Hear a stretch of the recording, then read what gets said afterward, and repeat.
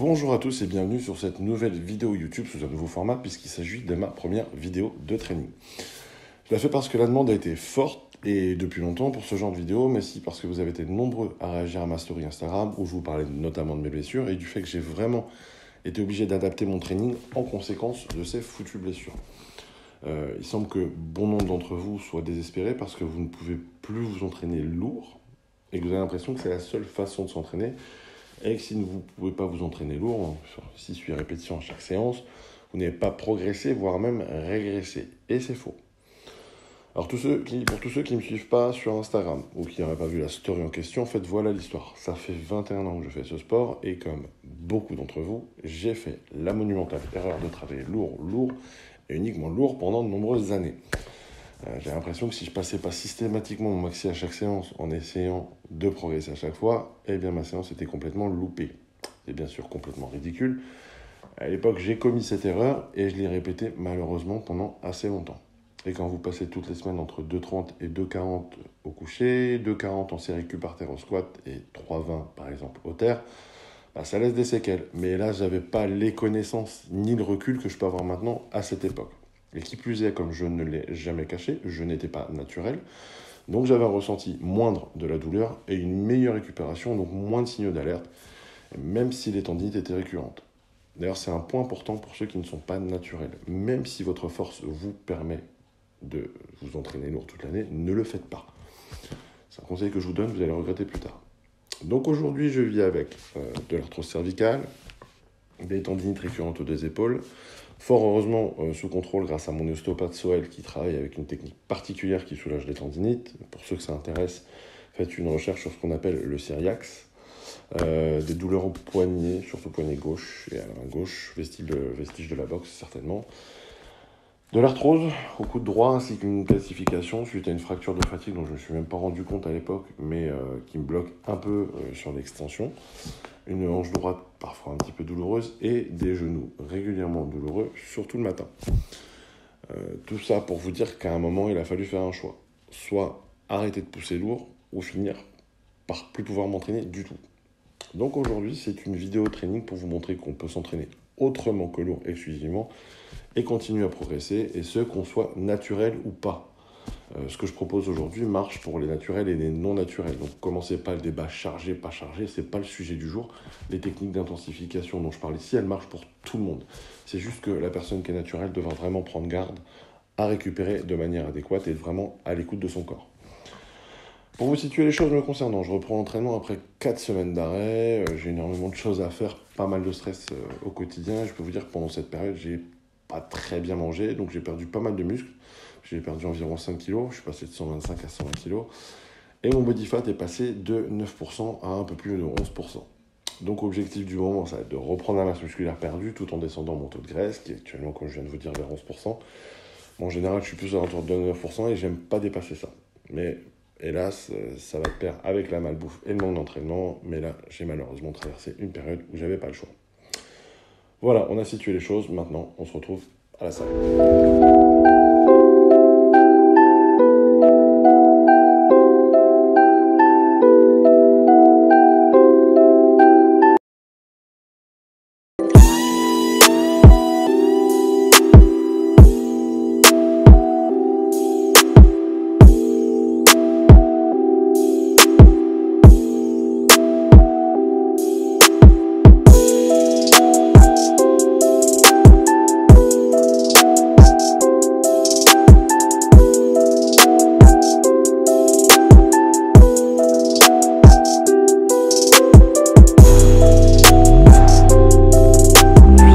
Séance épaule-mollet.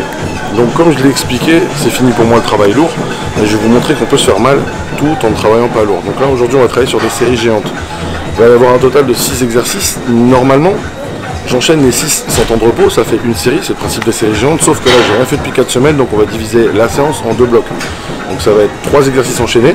On va commencer avec développer épaule, roulis de menton et développer haltère en supination. Donc ça va être les 3 sans temps de repos et on va répéter ça 4 fois.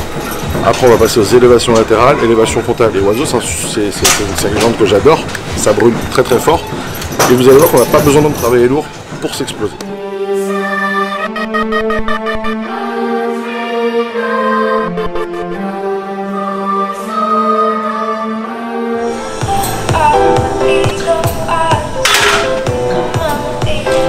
La reprise elle va piquer. La reprise elle va piquer. J'ai rien foutu depuis 4 semaines. Je vais être courbaturé comme un débutant. Le poids est bon. Le poids est bon.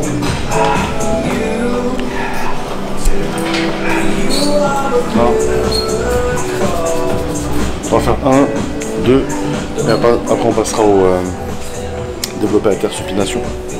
C'est bien noté, Future Vision? Exactement. Allez.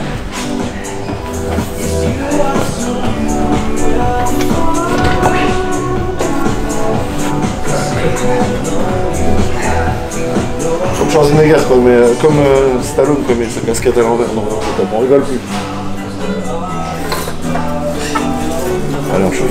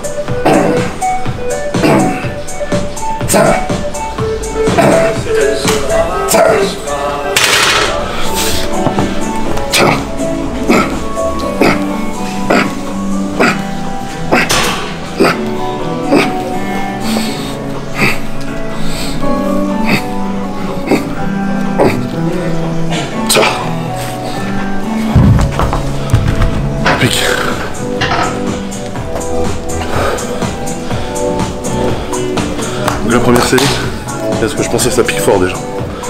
Tu valides, monsieur Future Vision? On va pouvoir commencer à charger un peu plus. C'est vrai que sur les épaules, c'est cardio la série géante, putain. Sur les épaules, je fais toujours attention parce que j'ai les épaules fragiles. Donc je les échauffe fort et je travaille beaucoup sur la sensation. Donc ça c'est pareil, c'est l'avantage des séries géantes. C'est que tu congestionnes tellement que tu apprends vraiment à gérer cette connexion, cette fameuse connexion cerveau-muscle. Donc ce qui fait qu'au bout d'un moment, tu n'as même pas forcément besoin de travailler super lourd, encore une fois, pour avoir de bonnes sensations. Et là, tu vois, dès mes séries de chauffe, je sens que ça vient direct. Voilà, c'était l'instant ma vie. Rafraîchissement, c'est mon cocktail Molotov. J'ai fait ma vidéo sur le pré-workout, j'ai pas eu le temps encore. Là, c'est ma reprise YouTube, là, officielle. J'ai pas eu le temps de faire encore celle sur l'intra-workout et celle sur le post-workout. Et là, ça c'est mon intra-workout, c'est un cocktail Molotov. Je vous l'ai expliqué dans la vidéo d'intro tout à l'heure, donc je vais pas vous le réexpliquer, mais c'est super important en termes de récup. Quand je ne les prends pas, quand je les prends, je sens la différence en termes de récup, c'est un truc de dingue. Autant en termes de courbature, beaucoup moins de courbature, et même en termes de fatigue musculaire, et même en termes de développement musculaire, c'est vraiment super important. Et c'est un facteur qui n'est pas bien maîtrisé, la nutrition qui est autour de l'entraînement, et ça a une importance capitale. Voilà, donc regardez ma vidéo sur le pré-entraînement.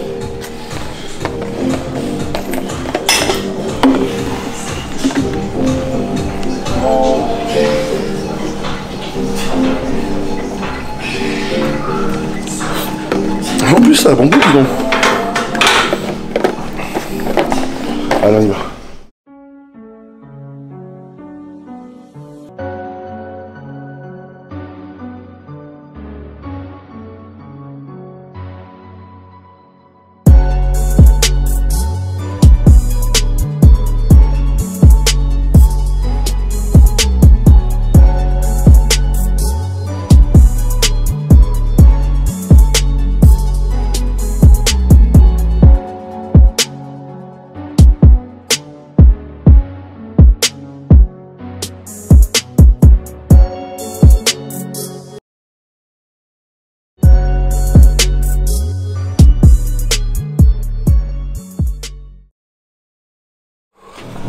Encore une série de sub-blocs. Et après on passe à la vraie séance. Non, je rigole.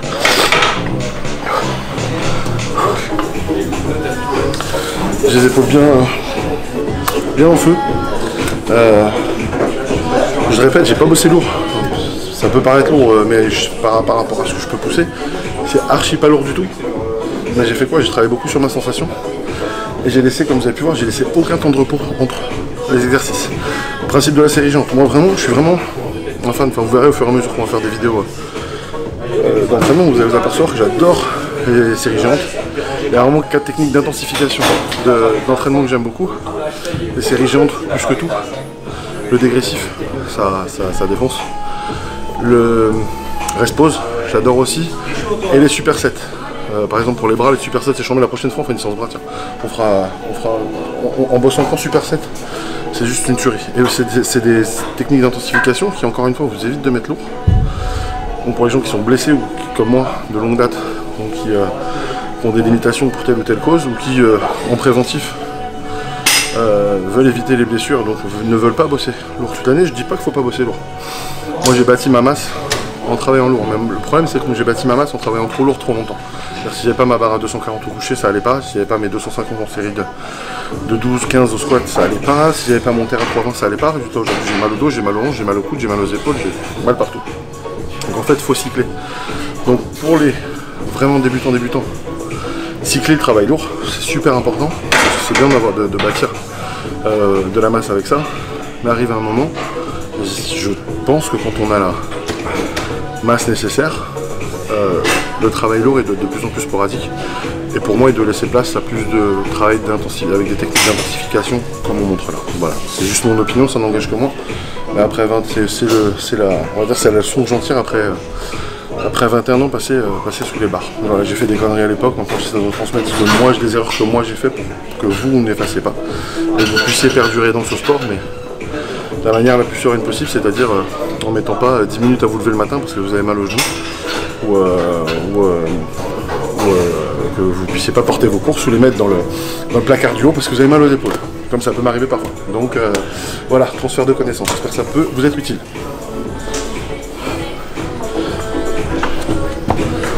Bon, c'est pas qu'on s'ennuie, mais on a du boulot à faire. Oh putain, ça a piqué.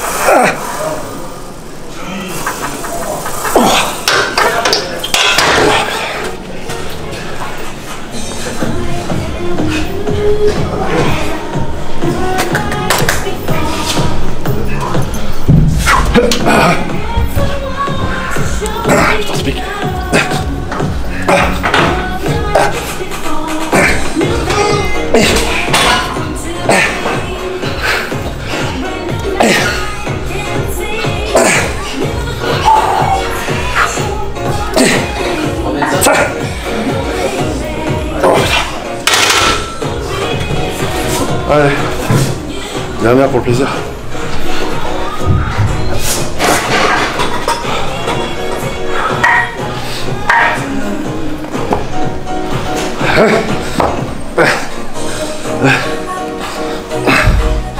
Ouais. Putain.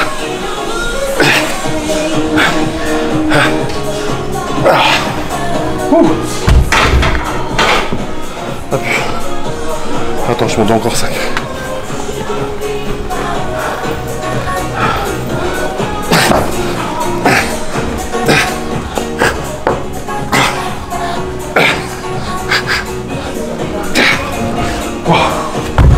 Et on est bon. Premier bloc, fini.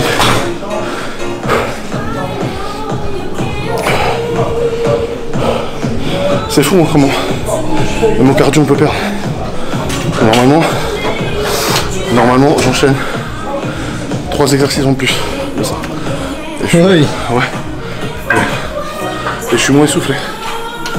Mais là j'ai perdu pendant un moment, j'ai perdu de la masse musculaire. Et j'ai pris du mauvais poids.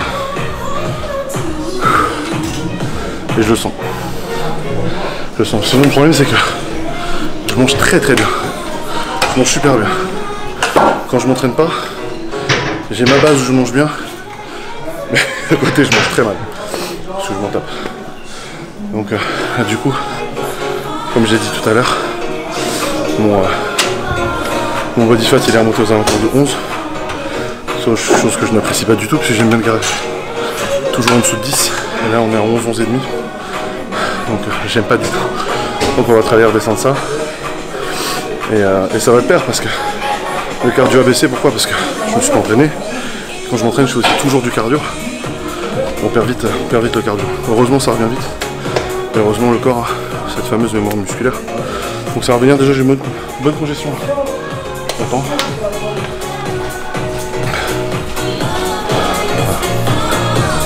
Allez, on va continuer le taf. On va ranger hein, parce que c'est important de décharger vos barres aussi les gens.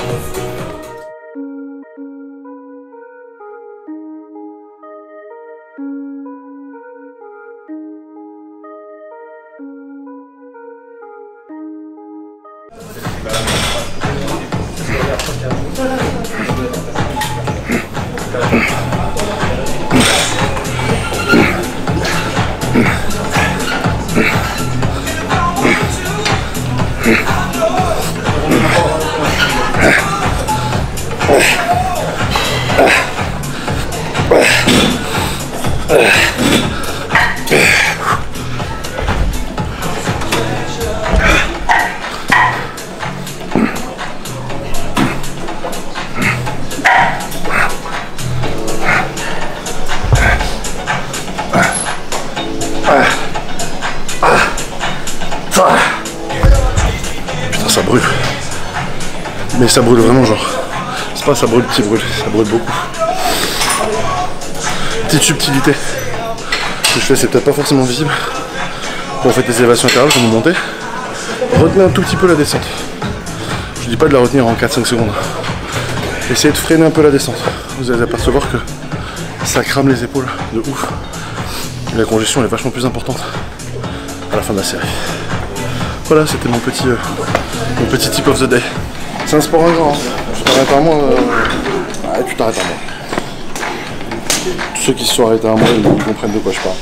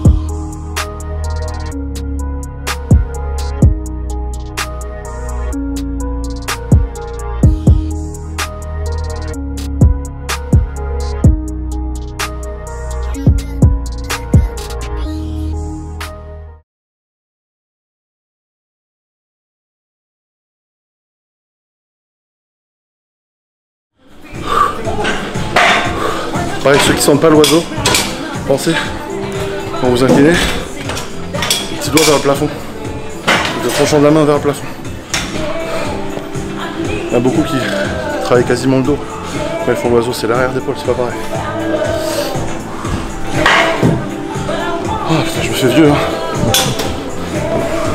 Allez, 37 ans, monsieur Future Vision. Ah ouais, on n'est plus de première jeunesse.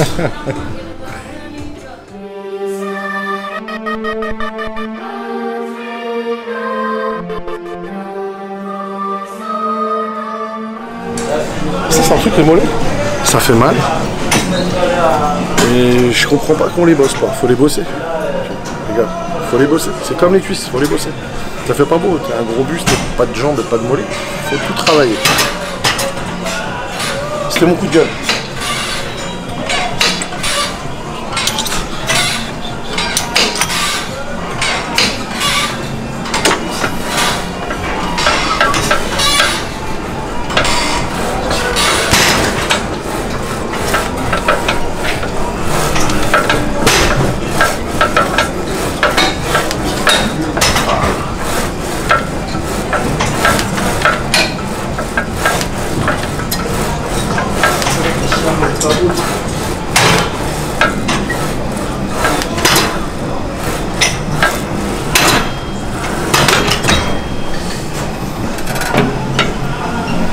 Pour les mollets, pas de série géante, faute de machine, voilà, pas assez de machine pour les mollets.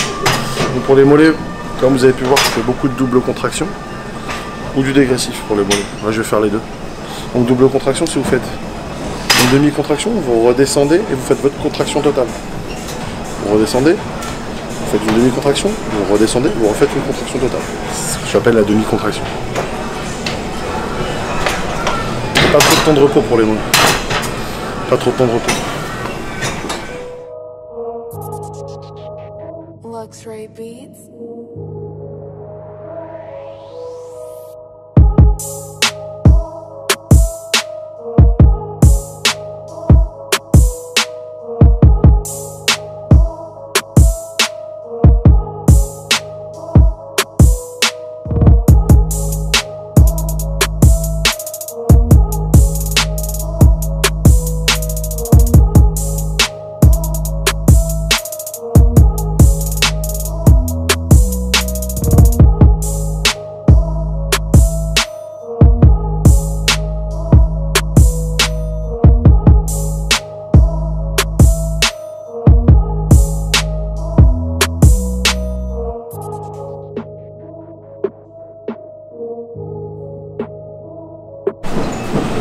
Ça va faire notre quatrième. Encore un dégressif. Donc on a fait 2 séries en double contraction, 2 séries en dégressif. La dernière ce sera une série normale. Et après je rentrerai chez moi pour pleurer. Les mollets c'est un truc de sadique parce qu'en fait j'aime bien la douleur, tu vois. Quand je travaille j'aime bien cette douleur. Sur le coup je gueule et tout, mais en fait je l'aime bien.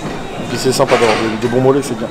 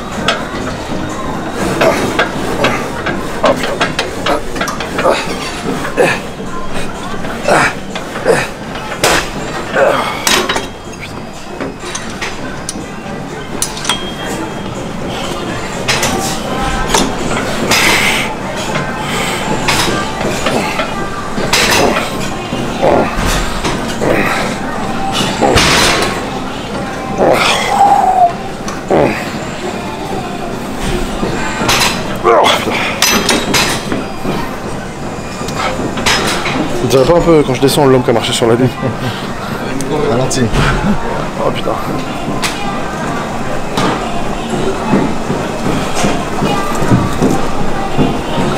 Bon, ça bosse hein.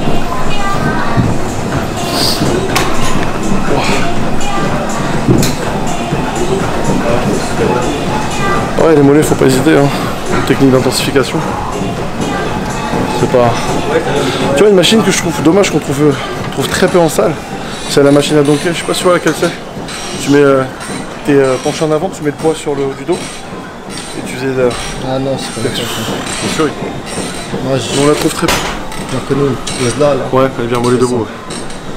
Moi je préfère ces variantes là que les mollets assis. Les mollets assis, je suis pas un grand fan. Cette machine elle est bien en vérité. Après ça mollet, très très bien.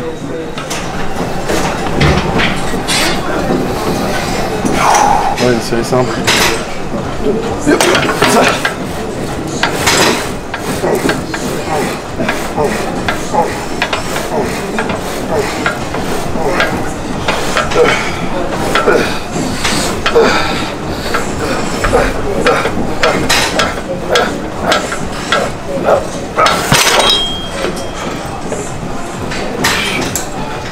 Bon, bah c'est bon pour les mollets. D'ailleurs, c'est bon pour aujourd'hui. Ouais.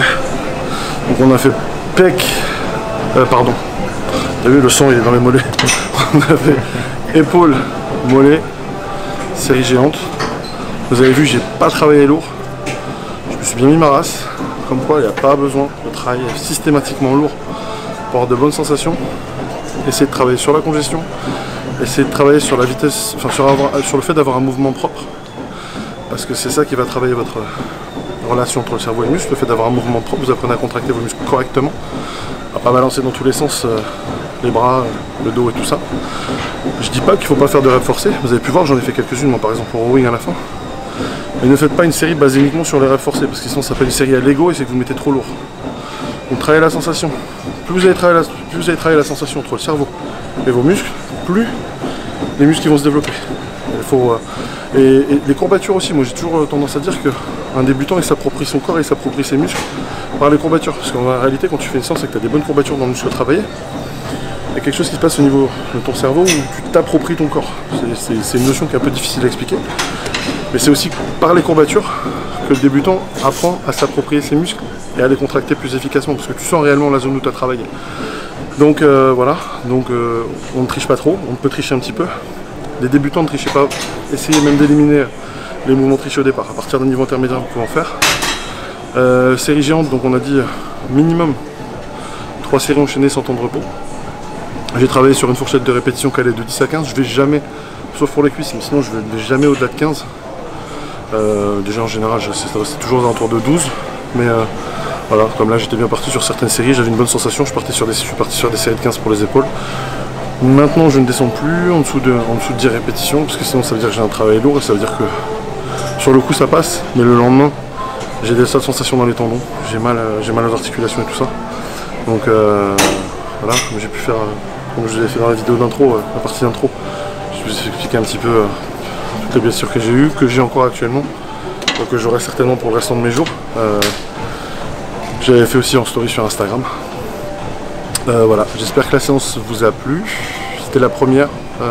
Mettez en commentaire si ça vous a plu. C'est la première, j'espère, d'une longue série. Il y a eu beaucoup de demandes de me voir m'entraîner, mais j'ai pas fait ça pour faire le spectacle ou pour faire le beau. J'ai fait ça dans le but de vous montrer. On n'est pas obligé de travailler lourd pour avoir de bonnes sensations. Moi, j'ai fait ma séance, je sais même pas à quelle heure on a commencé.